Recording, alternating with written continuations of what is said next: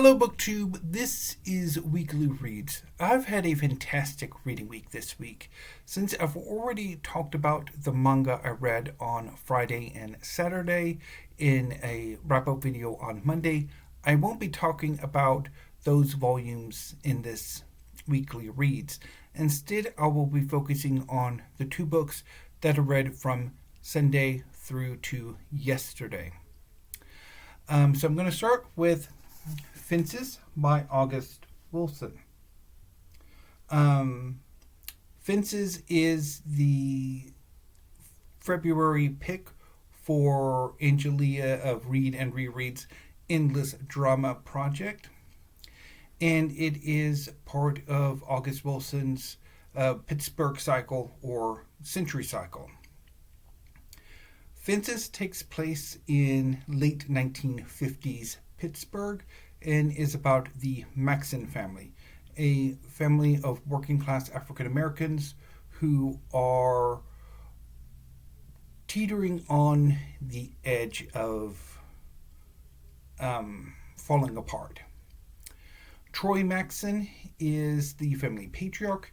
He is a garbage collector who has challenged the racial hierarchy of his department. And earlier in his life, he was had aspirations to play professional baseball, and he also had a criminal youth. Troy is married to Rose and has been for about 20 years when the play begins. Together they have a son, Corey, who is 18 and is being scouted to play college football, which Troy opposes because of his own history of being denied the opportunity to play professional baseball. Troy also has an older son from a previous marriage, Lyons, who is a musician, though not though not one who's all that passionate about improving his craft. He comes off in the play as more of a grifter than a musician.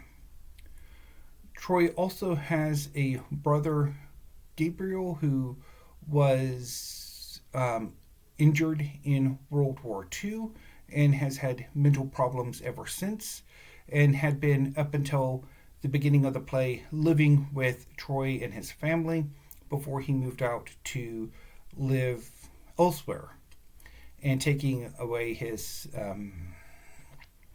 benefits, which had been helping the rest of the family along. Troy also has a best friend, Bono, who has been his henchman for decades. And the play takes place in the yard of the Maxon family home, with a fence that has been meant to be finished for quite some time. I really enjoyed this play. It was fantastic, particularly the dynamics between Troy and Rose, Troy and Corey, particularly how this conflict sort of reads back into the history of familial tension and violence. Troy's father was a sharecropper in the South and was abusive to his family. And Troy tries to be a better man, but doesn't succeed, as his concerns for Corey's future or jealousy at Corey's potential ultimately shatters that relationship. Also, Troy's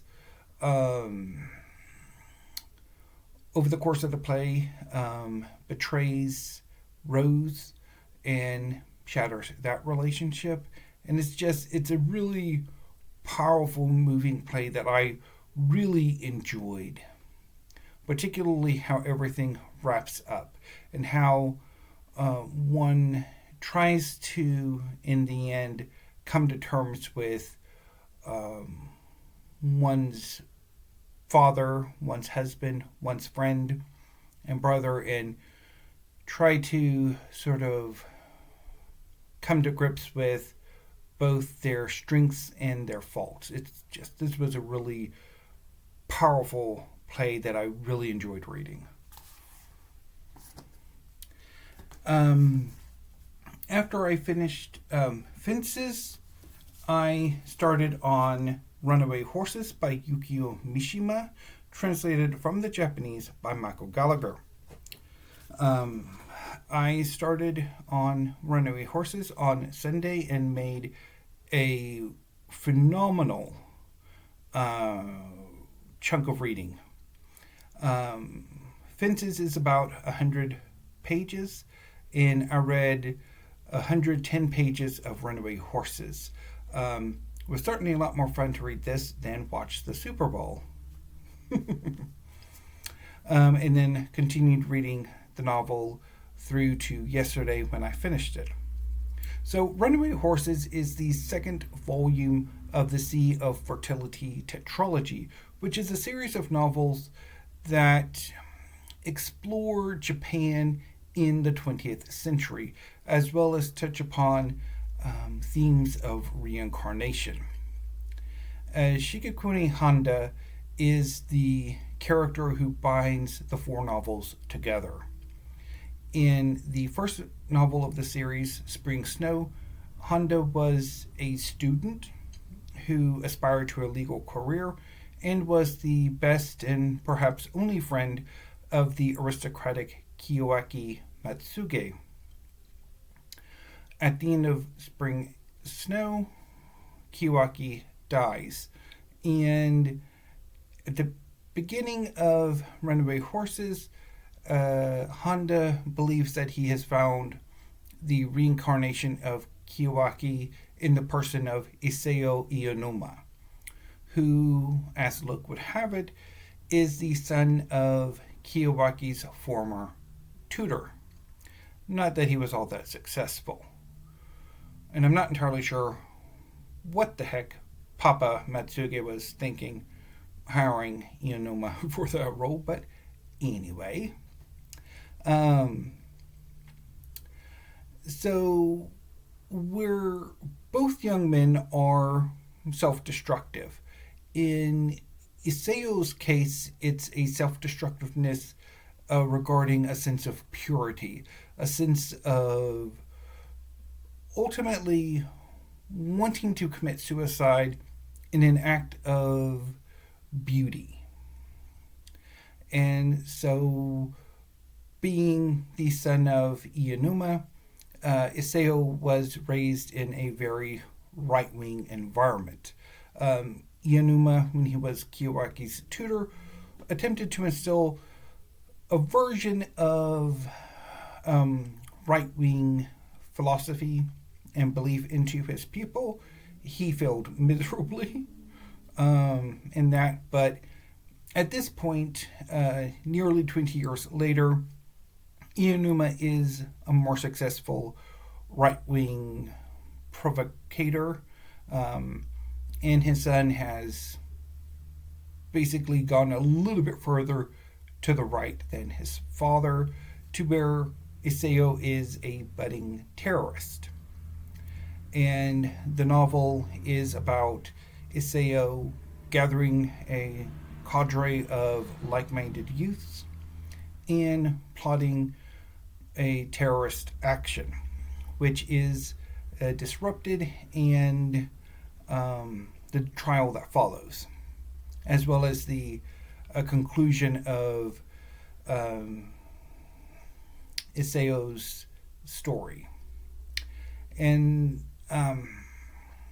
Handa, over the course of this, makes acquaintance with Iseo and later resigns his judgeship to defend Iseo and his comrades. And so this novel was amazing. It was really, really powerful. I really enjoyed reading it.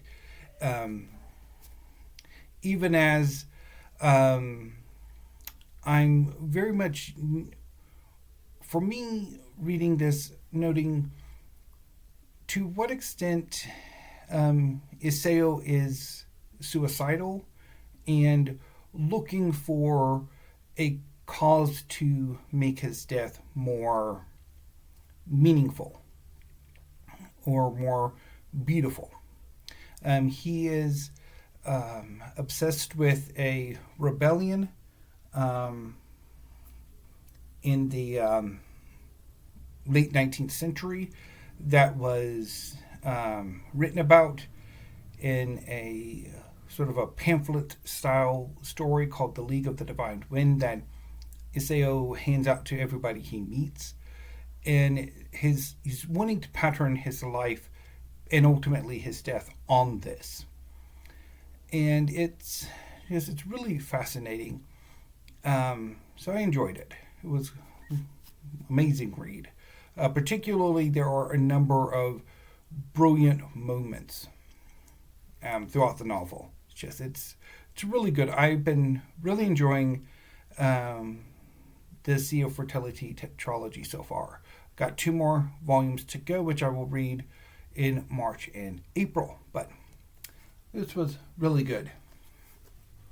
One thing I kind of wonder is to what extent, and this isn't just for Runaway Horses, but other things as well, how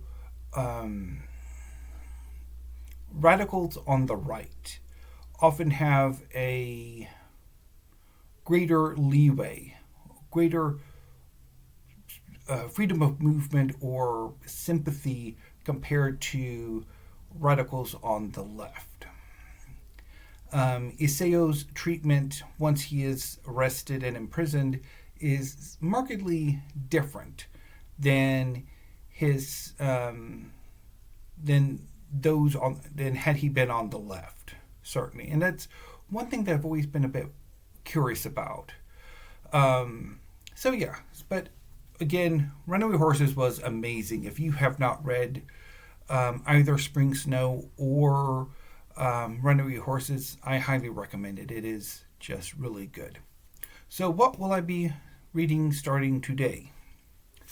I'm going to continue on with my Alan Hollinghurst reading project. So I will be starting on The Folding Star. This is a novel set in either the late 80s or very early 90s about a young British man moving to Belgium to tutor in English for wealthy students, and how he gets involved with both of his students' lives as well as his other adventures in Belgium. Really looking forward to reading it. I had a blast reading The Swimming Pool Library in January, so I'm hopeful that my luck with Hollinghurst will continue, because sometimes things don't quite turn out how I want them to. But right now I am very much on a fiction, poetry, drama kick, and I am loving it. Wish it would be more balanced, but I couldn't be that lucky. So once I finish the Folding Star, which I'll be starting it today, and then I should make a really good dent into it Saturday and Sunday, and I'll probably finish it sometime early this coming week. I should be able to get to read The Intentions of Thunder by Patricia Smith read afterwards, which I'm really looking forward to. And then if I'm lucky and I have some extra time, I will probably start on either Waterland by Graham Swift or The Adventures of Sherlock Holmes by Sir Arthur Conan Doyle. I was thinking that I might have to push Waterland back to another month. But I think I'm actually going to be able to get everything I wanted to read in February read, including adding, well, I think I mentioned The Adventures of Sherlock Holmes in my February reading plan, but it is now currently on the February pile. But anyway, so I'm hoping that will work out. Anyway, BookTube, yeah, I had a blast reading-wise this week, and hopefully next week will be as good. But that's all I have for this week. I will be back next week with a continuation of my 2026 library tour, which is currently in the manga part of my library, which is in the little manga room, which is going to see me have to figure out some interesting ways of filming for some of the parts of that part of the tour. But I will figure it out once it comes time to do those particular parts. Hopefully I can also do some tag videos next week. I haven't been doing many tag videos, and that's kind of bumming me out. And there's also at least one or two discussion videos I would like to make. So hopefully I can do all of that.